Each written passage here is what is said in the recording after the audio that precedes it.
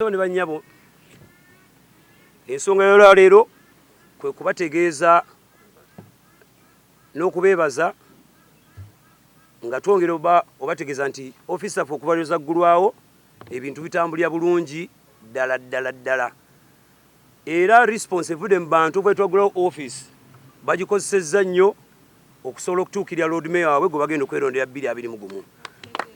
Olunaku lwa leero nali yagadde okuintroducinga task force ginaba introducing olunaku luli twaggulawo ofiisi yaffe naye abasinga obungi tebagyekenenya bulungi, so njagala mbawe details za task force yaffe. Lubega Mukaku, just sit right here with me. He's going to be the chairman and spokesman. The deputy chairman and head of finance, unfortunately, tali wano, but we have Honorable Michael Mabike. Secretary and campaign director, he said right next to me on my left, Honorable Henry Ruboa. Mr. Ruboa, for mobilization, we have the Deputy Secretary, Mr. Waigongoro Assad. Obaliwa probably is on his way. The Secretary, Information and Research, is Miss Monica Nanyonjo. Deputy in charge of Information, Mr. Bulira Frank. Deputy in charge of Research, Mr. Senyonjo Michael. Division Coordinator Kawempe, where I come from, is Dr. Emmanuel Serunjoji. Owedembe. Division Coordinator Wemachindye, Mr. Deogracius Kijambu. Division Coordinator Nakawa Division, Engineer Ronald Balimwezo.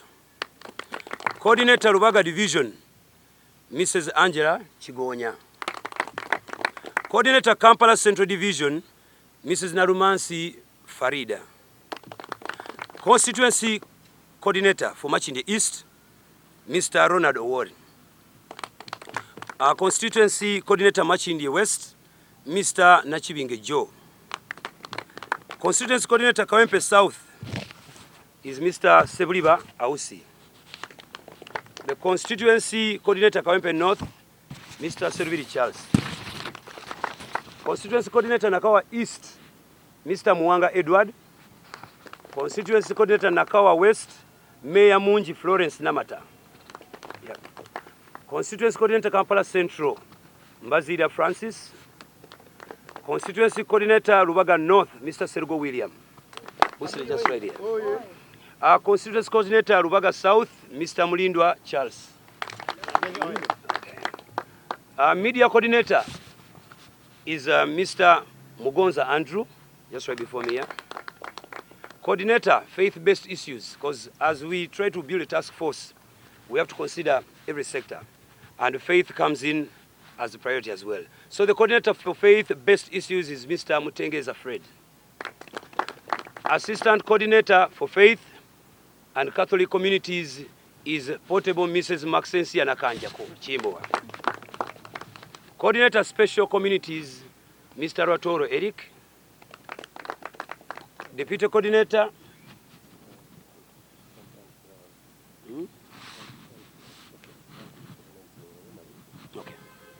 Deputy coordinator, Bugisi communities is Mr. Sam Mali. Coordinator business community, Sechizivu Isma. Coordinator business community, deputy coordinator, Namakadde Salima. Coordinator informal groups, Nantali Ruth. Coordinator for the youth is Dennis Tumuhairwe. Deputy coordinator for the youth, Chiinji Dennis. Assistant youth coordinator for institutions, Haruna Nkubi. That's right here. Assistant youth coordinator institutions. For gender balance, we also have the female person. That is Mirembe Irene. Coordinator for women, Mrs. Stella Muchibi. Deputy coordinator for women, Mrs. Asabawewa Catherine. For artists, the family where I come from, the coordinator for artists is Mr. Kaspat Kasule. Assistant coordinator for artists is Haruna Sentamu, also known as Ice Banton. Assistant coordinator for upcoming artists is Kaimba Success. Okay, coordinator for public institutions, health, education, and public transport is Dr. Mirembe Jove. Rapid response. Deputy coordinator in charge of education, Sekamate Patrick. Deputy coordinator in charge of health, Catherine Serunjoji. Coordinator special communities, Ratoro Eric. I think that is about it. Njaba tegeza nti wiki ejja egenda kubeera nsasagge. Ensasagge nyini ku lwansonga okutandikira ddala ku lunaku lwa Monday lwe lunaku lw'engendo ogenda ku Electoral Commission okukimayo nomination forms zange. Oluva okupinga nomination forms zange ngenda kwegatta ku kibinja ky'abayimbi bakwano bange abagenda okunkyalirako wano okujja okunjozaayoza obuwanguzi bwe twetegekedde. Olunaku olwokubiri tujja kwatisinkana groups ez'enjawulo omuli political parties, ba corporate, bakyali bange ab'omu ghetto, banaddiini n'aba trade groups, ba transporters n'abantu abalala ab'enjawulo. Njagala nnyo okubagiza bakwano bange nalabye olunaku olwokusatu nga amataba ga Kampala gabayingiridde mu bizinesi zaabwe, nalabye n'owa boda gwe baataasizza okubbira. Kale kyannaku nnyo lwa nsonga nti njaga nti amataba ago ekigaleeta oba amataba ago kwe tuba tulabira nti no administration ya KCCA eriwo terina mulimu gwekoze.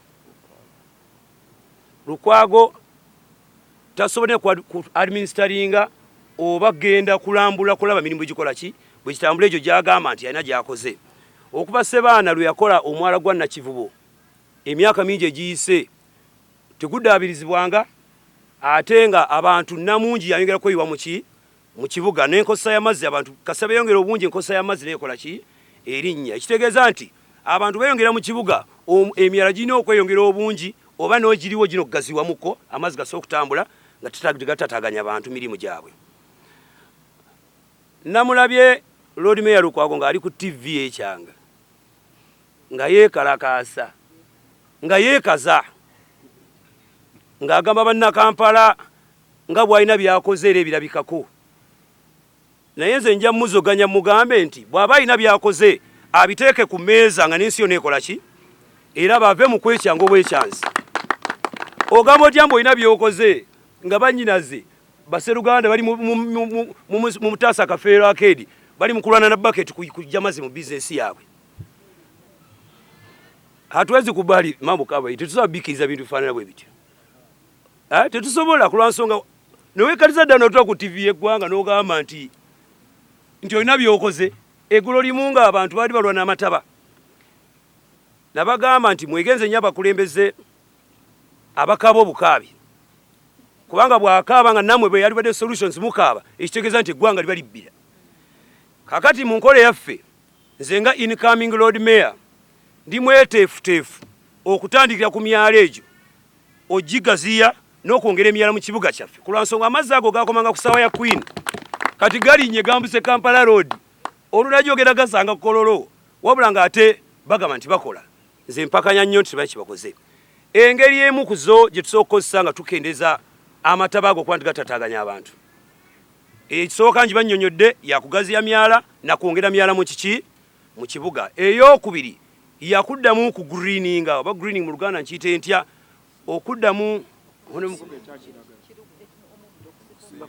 tulina okuddamu okusimba omuddo mu kibuga kyaffe.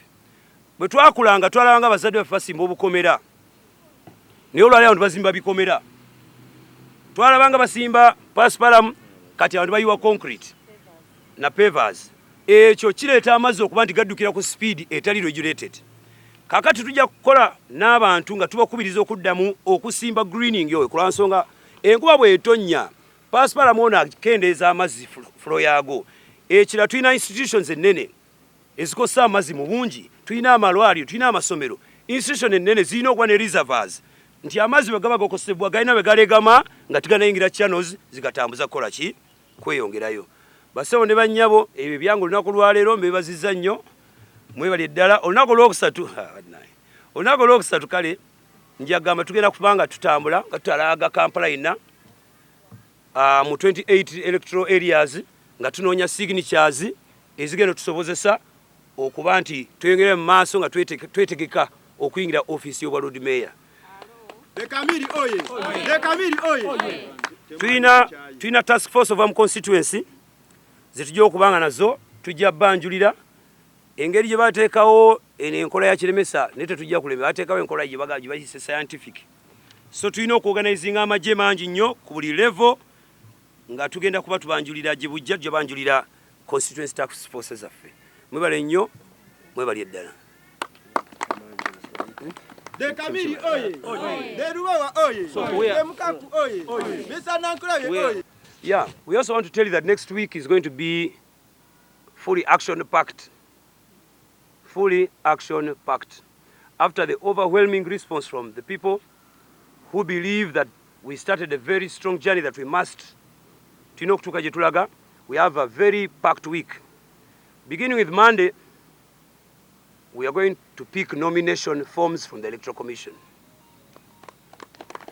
After which we shall come back here to our offices. I've mobilized my fellow artists who are going to have a chit chat, and we also have ideas from them on the same day. Then Tuesday, we shall be meeting interest groups, political parties, corporate people, my friends from the ghetto, transporters, religious leaders, special communities, and trade groups. Then on Wednesday, we shall start a citywide nomination signature collection process in all the 28 electoral areas that make up our city. We shall do it for about 7 solid days. Lastly, but okay, not lastly, I want to console our people in the arcades that were fully affected on Wednesday by the floods. It was very, very, very terrible. I saw people who were saving a border who was almost drowning in the city. I want to tell you, my people, that floods